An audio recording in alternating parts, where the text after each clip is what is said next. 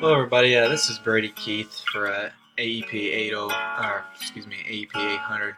This is for Module 5, and for this project, I went ahead and put together a slideshow, which I would use in my own classroom to kind of talk about what critical thinking is and how I expect to use it in my room. So the first thing I do is I want to kind of outline what critical thinking is, and based on the research I did, critical thinking in a modern context is a three-step act, and the first one is gathering data, and the second one is analyzing data, and the third one is making decisions and judgments based off that data. And just moving a little more into it, the kids might wonder, that kind of sounds like a scientific process, and if they're wondering that, I tell them that, it's not just a scientific process, and it's something that we could also use in English class. So I would say something is that the truth is that you can use this type of thinking in countless contexts inside or outside the classroom, so not just school. And I tell them, as they'll see in the next section, we're going to use it pretty extensively in English language arts. And then I kind of outline for them how I'd use it. And I tell them that in step one, so the gathering data would be, they do that through reading and annotating literature. And then step two would be analyzing the data they gathered. And then they'd kind of be putting them together, see how they could support whatever claim they were going to be arguing in their essay. That'll be step two. And then step three would be deciding what data goes where and what data supports their evidence and putting it all together. That kind of be step three.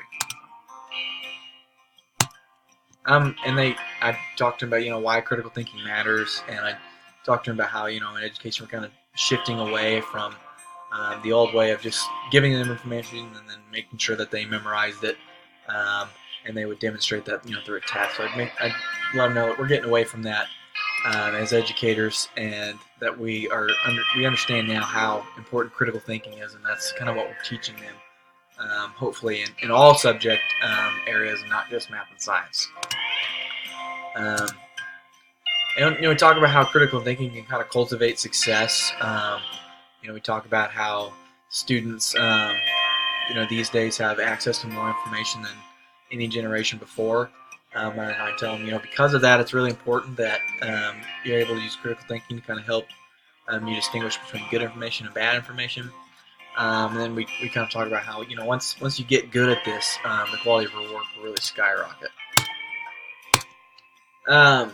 So the next one, which was, a really important part of this project, we'll be talking about critical thinking and technology. I kind of touched on it a little bit in the previous slide, but just like we'll be using critical thinking each time we write, we'll also be using critical thinking when we do research. And as I mentioned before, students these days have more information available to them than any other generation before, and they must be good stewards of that information. That means that they need to be safe when they're gathering information and searching information about things. And they must, of course, know what is good information and what's bad information. Some of my references that I used were an article called Teaching Critical Thinking by Holmes, Wyman, and Bond.